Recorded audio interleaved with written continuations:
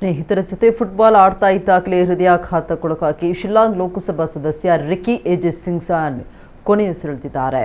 ಮೇಘಾಲಯದ voice of people ಪಕ್ಷದಿಂದ ಸಂಸದರಾಗಿ ಆಯ್ಕೆಯಾಗಿರುವಂತಹ 54 ವರ್ಷದ ರಿಕಿ ಸ್ನೇಹಿತರ ಜೊತೆ ಆಟ ಆಡ್ತಾ ಇದ್ದಾಗ ಕುಸಿದು ಬಿದ್ದಿದ್ದಾರೆ.